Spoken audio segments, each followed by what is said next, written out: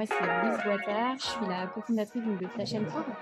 Flash and Proof, c'est une application mobile qui a maintenant 5 ans, qui est téléchargeable sur les stores et dont l'objectif premier, c'est de faire baisser la sinistralité au sein des entreprises. Le deuxième objectif, c'est de se procurer des preuves 7 jours sur 7 et 24 heures sur 24. Comment on fait? C'est très simple, il faut juste télécharger l'application. Il faut prendre des photos ou des vidéos à travers l'application.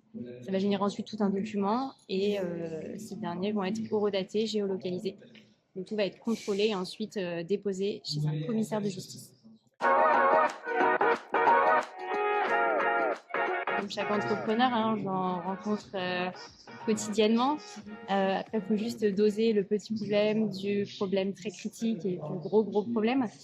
Moi, j'ai pris en fait à contre-courant un petit peu le parcours d'un entrepreneur, on va dire un peu classique, puisqu'en fait, quand j'ai créé l'application, quand l'application a été montée, j'ai continué de travailler à titre salarié en parallèle jusqu'à il y a maintenant à peu près 2 ans et demi. Donc, ça a été déjà un de mes plus gros défis. De concilier la vie salariale, la vie entrepreneuriale et la vie personnelle.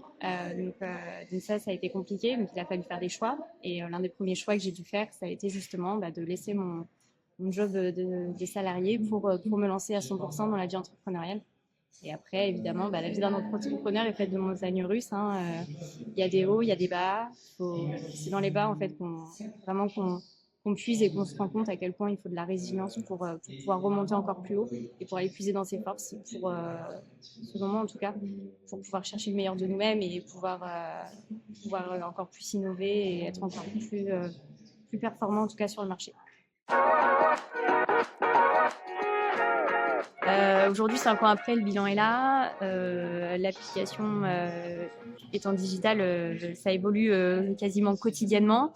On a sorti une V2 de l'application en mars 2024, donc elle a un petit peu plus d'1 an. Et on est déjà sur la V3, donc avec de nouvelles fonctionnalités qui vont apparaître pour être toujours plus performant. Et effectivement, là, je suis en train de travailler sur d'autres projets, toujours avec l'application, mais voilà, pour intégrer d'autres technologies dont on parle régulièrement aujourd'hui dans le domaine de la tech.